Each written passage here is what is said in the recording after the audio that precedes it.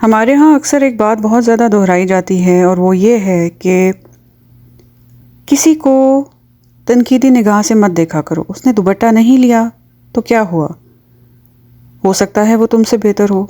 اس نے سر نہیں کور کیا تو کیا ہوا؟ ہو سکتا ہے اس کے دل میں تم سے زیادہ تقویٰ ہو.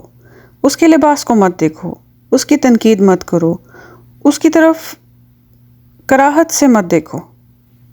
اس کو اس بات کا احساس بھی نہ ہونے دو کہ وہ نیم برہنہ ہے. اپنے اعمال پر نظر رکھو. تمہیں اس کے دین سے کیا مطلب؟ اپنی فکر کرو، اپنی آخرت کی فکر کرو، اپنی قبر کی فکر کرو. پردہ تو دل میں ہوتا ہے، پردہ تو آنکھوں میں ہوتا ہے. اپنی نظریں نیچی رکھو. اچھا، بہت سی اس طرح کی باتیں کہی جاتی ہیں، بہت سی اس طرح کی باتیں ہم روزانہ سنتے ہیں. ہم سن کے خود اس گلٹ میں چلے جاتے ہیں کہ ہاں بھائی، ہم کون ہوتے ہیں کسی پر اس طرح سے نظر رکھنے والے، کسی کو اس طرح سے تنقیدی نگاہ سے دیکھنے والے. اصل میں ہم تنقید نہیں کر رہے ہوتے، ہم اللہ تعالیٰ سے پناہ مانگ رہے ہوتے ہیں. جب ہم کسی پر اس طرح سے نگاہ ڈالتے ہیں تو ہم ایک لمحے کے لیے اللہ سے پہلے تو پناہ مانگتے ہیں کہ یا اللہ، اگر یہ حلیہ آپ کو پسند نہیں ہے تو مجھے اس حلیے میں کبھی نہ ڈالیے گا. میں آپ کی پناہ چاہتی ہوں کہ کبھی میں اس طرح کی نیم بھرانہ حلیہ میں پائی جاؤں. ہم اللہ تعالیٰ سے آنر مانگتے ہیں، شرم و حیا والی زندگی مانگتے ہیں، عزت اور وقار والی زندگی مانگتے ہیں. ہم اللہ تعالیٰ سے پناہ مانگتے ہیں کہ ہم کبھی کسی کو ذلیل کریں یا ہمیں کبھی ذلیل کیا جائے. میرا ایک چھوٹا سا سوال ہے. بہت سارے ایسے مولوی حضرات ہیں جو اس بات پہ بہت زیادہ اپنی دکانیں چمکا کے بیٹھے ہوئے ہیں کہ انہوں نے تو ایسی ایک طوائف کے سر پہ ہاتھ رکھ دیا، انہوں نے تو ایسے کر دیا. وہ تو اس بازار میں جاتے ہیں، ان لوگوں کے درد سنتے ہیں. ٹھیک ہے، بہت اچھی بات ہے، بے شک بہت اچھی بات ہے، آپ کریں یہ کام. لیکن اس طرح کی باتیں کہ کسی کو نیم برہنہ دیکھو اور بے پردہ دیکھو، ان کی ٹانگیں ننگی دیکھو تو اپنے گریبان میں جھانکو، ان کو مت دیکھو اس طرح سے، ان کو مت بات کرو. تم کون ہوتے ہو ان کو بات کرنے والے؟ ایک سوال ہے میرا. آپ بار بار ایک مثال سناتے ہیں کہ جی ایک طوائف نے بلی کو یا کتے کو پانی پلایا، اس کی بخشش ہو گئی. ایک طوائف نے، ٹھیک ہے، مان لیتے ہیں، بہت اچھا ہوا، اس کی بخشش ہو گئی. اللہ تعالیٰ تمام دنیا جہان کی سب طوائفوں کی بخشش فرمائیں، ان کو توبہ کا موقع دیں، اللہ ان کی توبہ قبول فرمائے، ان کو جنت الفردوس دیں. Very good, I am perfectly fine with that.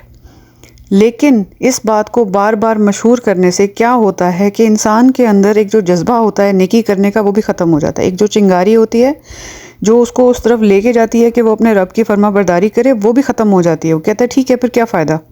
کیونکہ شیطان ہر وقت آپ کی ٹو میں ہے. شیطان آپ کو ایسی جگہ سے بیٹھ کے آپ کے دل پہ پھونکے مار رہا ہے کہ آپ کو پتہ بھی نہیں چلتا کہ وہ کب آپ کو سلپ کروا دیتا ہے. آپ پہاڑ کی اونچائی سے نیچے گر پڑتے ہیں اور اتنا برا گرتے ہیں کہ آپ کا دوبارہ اٹھنا ناممکن ہو جاتا ہے. ایسے جیسے ملٹیپل فریکچر ہو جاتے ہیں آپ کے ایمان پہ. تو میری درخواست یہ ہے، میں ایک سوال لے کے آئی ہوں، مجھے اس کا جواب چاہیے. مجھے پتہ ہے کہ اس بات پہ بہت سارے لوگ ناراض بھی ہوں گے، بہت سارے مس انڈرسٹینڈ بھی کریں گے، بہت سارے جمپ کر کے کی بورڈ وارئرز کی طرح ٹھک ٹھک ٹھک ٹھک ٹھک پتہ نہیں کیا کچھ اس پہ تنقیدیں لکھ دیں گے، قصیدے لکھ دیں گے، پتہ نہیں کیا کریں گے. لیکن میرا ایک سوال ہے. ہم سب کو یہ تو معلوم ہے کہ طوائف نے یا ایک بدکار عورت نے کسی جانور کو پانی پلایا اور اس کی بخشش ہو گئی. ٹھیک ہے، اس کو ریسکیو کیا، اس کی جان بچا دی. ٹھیک ہے، اس کی بخشش ہو گئی، اللہ کا شکر ہے، ہو گئی. میرا سوال یہ ہے، ہم نے دیکھا ہے کہ نبیوں کے گھر میں بری اولادیں پیدا ہوئیں. ٹھیک ہے، یہ بھی دیکھا ہے ہم نے. سوال یہ ہے، کیا آج تک انسان کی، بنی نوع انسان کی، بنی آدم کی ہسٹری میں کیا ایسا واقعہ پایا جاتا ہے کہ کسی طوائف کے ہاں کوئی نبی پیدا ہوا ہو؟ میں اپنا کویسچن ریپیٹ کرتی ہوں. کیا ہماری ہسٹری میں، انسانی ہسٹری میں، بنی آدم کی ہسٹری میں ایسا واقعہ ہوا ہے کہ کسی طوائف کے ہاں کوئی نبی پیدا ہوا ہو؟ اگر نہیں ہوا تو خدا کا واسطہ یہ مشہور کرنا چھوڑ دیں کہ آپ کو اس کے لباس سے کیا، آپ کو اس کی نیم برہنہ حالت سے کیا غرض، اور یہ مشہور کرنا چھوڑ دیں کہ طوائف بھی کسی جانور کی جان بچا کے بچے، کیونکہ ان باتوں سے حوصلے بڑھتے ہیں، بے حیائی بڑھتی ہے، ننگا پن بڑھتا ہے، جس سے معاشرے میں خرابیاں پیدا ہوتی ہیں۔ اور میرا ایسے لوگوں سے سوال ہے جو کہ نیم برہنہ سی تھرو کپڑے، باڈی فٹڈ کپڑے، باڈی فٹڈ ایون ابائے پہن کے، جو اپنے آپ کو ماڈسٹ سمجھتی ہیں، جو اس طرح کے جینز اور اوپر ٹاپ یا کراپ ٹاپ یا اس طرح کے ویسٹرن کپڑے پہن کے اپنے آپ کو ماڈرن سمجھتی ہیں، وہ کس کو متاثر کرنے کی کوشش کر رہی ہیں؟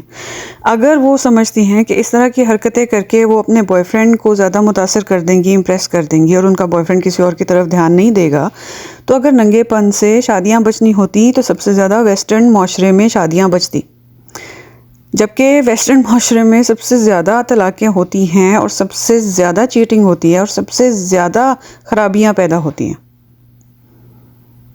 ان کے عام گھریلو معاشرے میں عام گھریلو نارم ہے ان کا کہ یہ لوگ نکریں اور اس طرح کی ٹی شرٹس اور آدھے برہنہ حالت میں یہ لوگ پھرتے ہیں، اور اس کے باوجود ان کے مرد جو ہیں وہ اتنے بے حس ہو جاتے ہیں اتنا ننگا پن دیکھ دیکھ کے کہ ان کو اپنی ڈوپامین لیولز یا اپنی اس کو پورا کرنے کے لیے مزید کلبز اور نوڈیٹی کی طرف جانا پڑتا ہے۔ تو آپ کرنا کیا چاہ رہے ہیں؟ پہلے تو آپ کوئی کام کرتے ہیں تو اپنے آپ کو یہ سوال کریں کہ میرا یہ کرنے کا مقصد کیا ہے؟ Who am I trying to impress? Who am I trying to impress? میں نے ایسے لوگ دیکھے ہیں، اللہ معاف کرے، جو دین کا کام کر رہے ہیں، جو اپنے آپ کو پوڈ کاسٹ میں بیٹھ کے یہ کہہ رہے ہوں گے کہ ہمارے دل میں تو اللہ، ہم تو اللہ والے ہیں، ہم تو یہ ہیں، اور آدھی ان کی پنڈلیاں ننگی ہوتی ہیں۔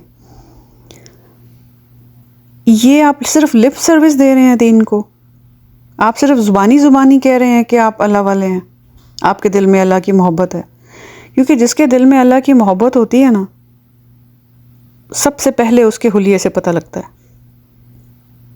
جو اللہ سے محبت کرتا ہے سب سے پہلے وہ ہر وہ کام کرے گا جو اللہ کو پسند ہو۔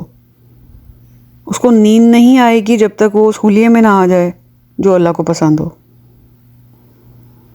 کیونکہ جب ایک شخص ایک انسان سے محبت کرتا ہے تو وہ اس کے لیے اپنی ناک تک کٹوا لیتا ہے، وہ اپنی باڈی چینج کروا لیتا ہے، وہ اپنی پوری جسم پہ چھریاں پھروا دیتا ہے، اتنی اپنی سرجریاں کرواتا ہے صرف ایک انسان کو خوش کرنے کے لیے۔